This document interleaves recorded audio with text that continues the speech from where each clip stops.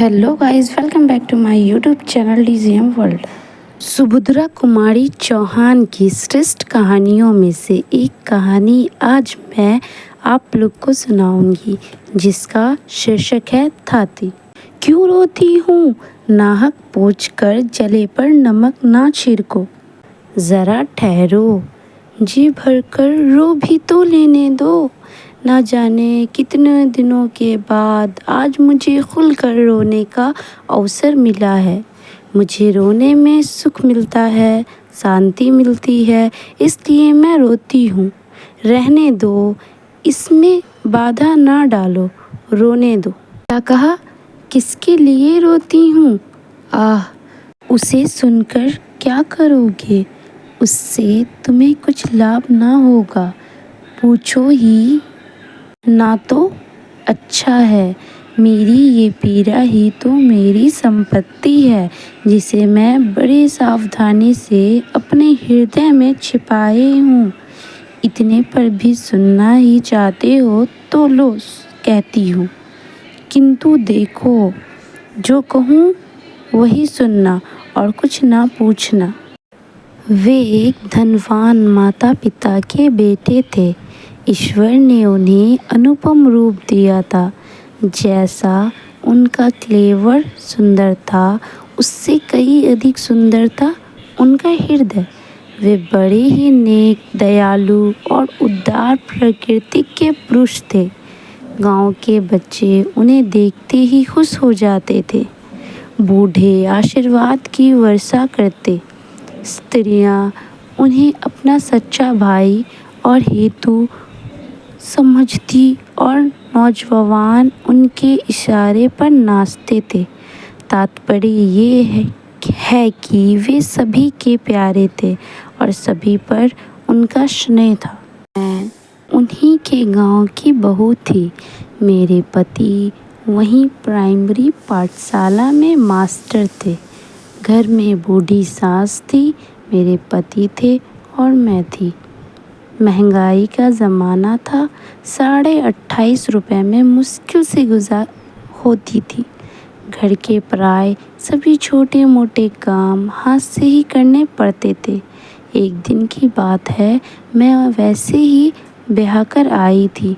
मैं थी शहर की लड़की, वहाँ तो नलों से काम चलता था। भला कुएं से पानी भरना मैं क्या जानती। मेरी सास मुझे अपने साथ कुएं से पानी भरने सिखा रही थी। अचानक वे ना जाने कहाँ से आ गए। हंसकर बोले, क्या पानी भरने की शिक्षा दे रही हो माँ जी?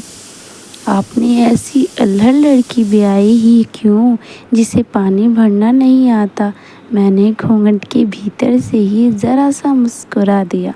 सास ने कहा, बेटा, इसे कुछ नहीं आता, बस रोटी भर अच्छा बनाती है। ना पीसना जाने, ना कूटना।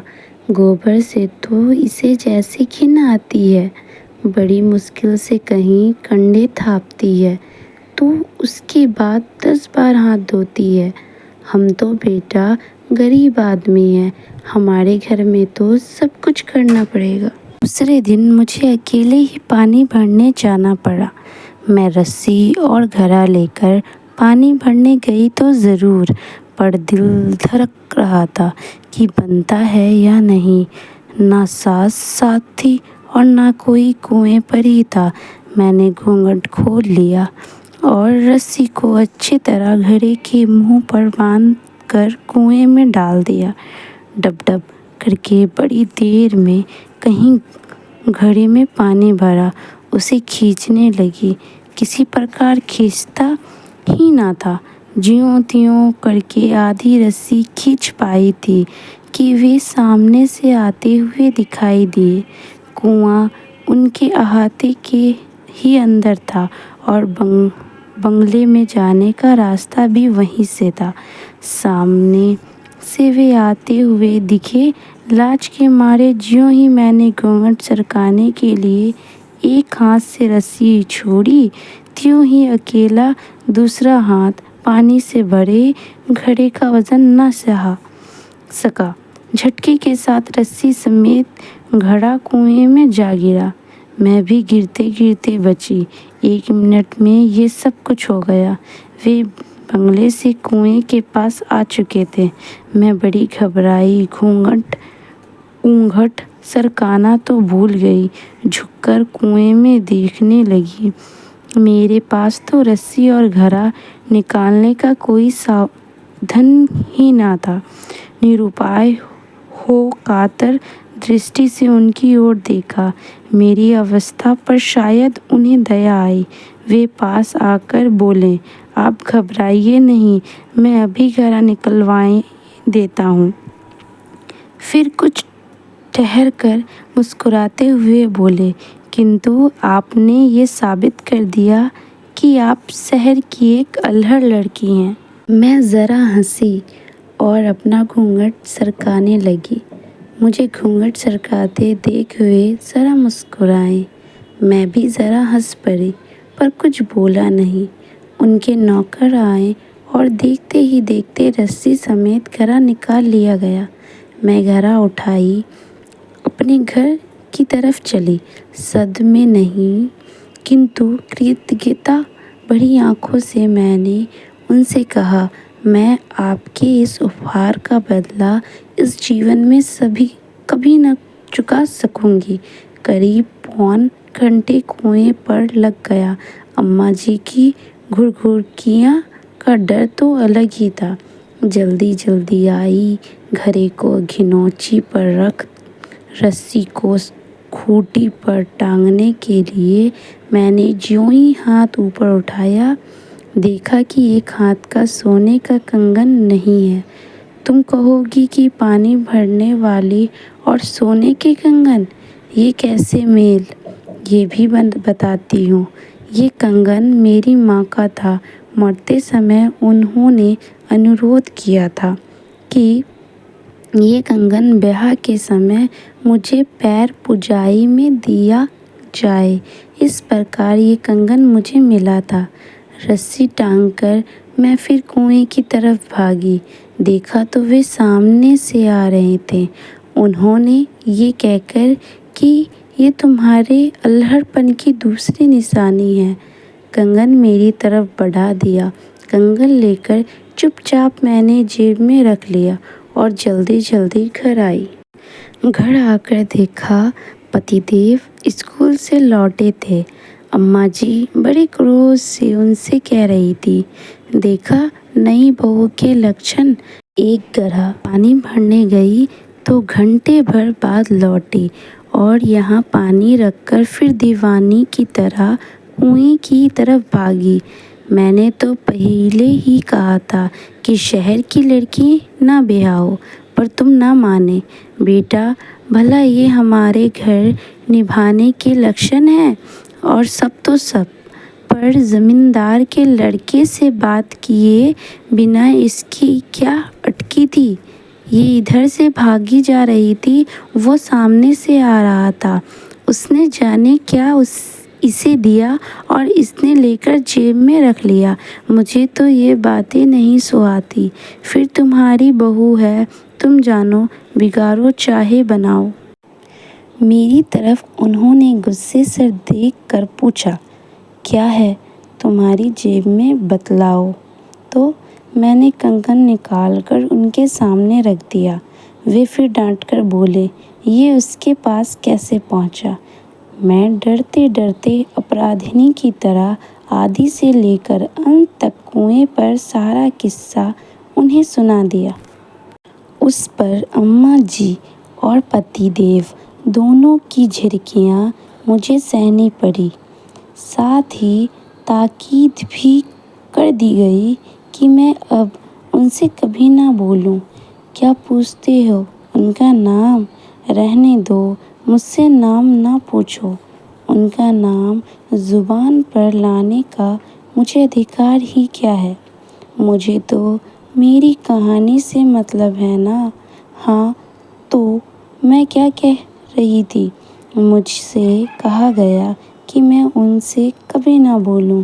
यदि ये लोग फिर कभी मुझे उनसे बोलते देख लेंगे तो फिर कुशल नहीं। मैंने दीन भाव से कहा, मुझसे घर के सब काम करवा लो, पर कल से मैं पानी भरने न जाऊंगी।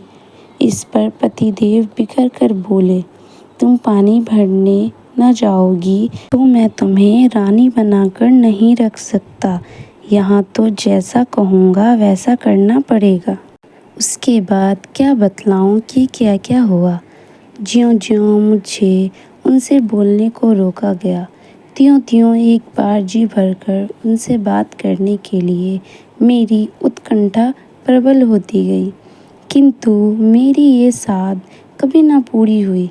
वे जाते जाते एक दो बात बोल दिया करते, जिसके उत्तर में मैं केवल हंस दिया करती थी। लेकिन लोग ये भी न सह सके और तिल का तार बन गया। आगे मुझ पर घर में अनेक प्रकार के अत्याचार होने लगे। हर 2-4 दिन बाद मुझ पर मार भी पड़ती, परंतु मैं कर ही क्या सकती थी। मैं तो उनसे बोलती भी ना थी और उनका बोलना बंद करना मेरी सख्ती से पड़े था। उन्होंने मुझसे कभी भी कोई ऐसी बात नहीं कही जो अनुचित कही जा सके। उन्हें तो शायद विधाता ने ही रोते हुओं को हंसा देने की कला सिखाई थी। वे ऐसी मीठी चुटकी लेते, कभी हंसी की बात भी करते तो इतनी सभ्यता से, इतनी नपी तुली कि मैं चाहे कितनी दुखी हूँ, चाहे जितने रंज में हूँ, हंसी आ ही जाती थी। किंतु धीरे धीरे मुझ पर होने वाले अत्याचारों का पता उन्हें लग ही गया। उनके दयालु हृदय को इससे गहरी चोट पहुंची। उस दिन अंतिम दिन जब मैं पानी भरने गई, वे कुएं पर आए और मुझसे बोले, मैं तुम्हें कुछ कहना चाहता हूँ। उनके स्वर में पीड़ा थी, शब्दों में माधुर्य और आंखों में न जाने कितनी करुणा का सागर उमड़ रहा था। मैंने आश्चर्य के साथ उनकी ओर देखा। आज पहली ही बार तो इस प्रकार वे मेरे पास आकर बोले थे। उन्होंने कहा, पहली बात तो जो मैं तुमसे कहना चाहता हूँ वो ये है कि मेरे कारण तुम पर इतने अत्याचार हो रहे हैं। यदि मुझे पता चल जाता तो वे अत्याचार कब के बंद हो चुके होते। दूसरी बात जो मैं तुमसे कहने आया हूँ वो ये है कि आज से मैं तुम पर होते अत्याचार की जड़ उखाड़ कर फेंक दूंगा। तुम खुश रहना मेरी अल्हड़ रानी। वे मुझे इसी नाम से पुकारा करते थे। यदि मैं तुम्हें भूल सका तो फिर यहाँ लौट कर आऊँगा, नहीं तो आज ही सदा के लिए विदा होता हूँ। मुझ पर बिजली सी गिरी।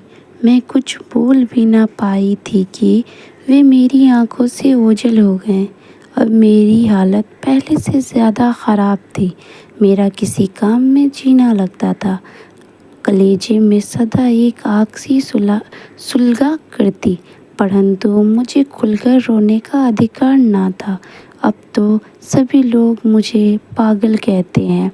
मैं कुछ भी करूं करने देते हैं, इसलिए तो आज खुलकर रो सकती हूँ और तुम्हें भी अपनी कहानी सुना सकती हूँ। किंतु क्या तुम बता सकोगे कि वे कहाँ हैं? मैं एक बार उन्हें और देखना चाहती हूँ। मेरी ये पीड़ा, मेरा ये मांद उन्हीं का दिया हुआ तो है।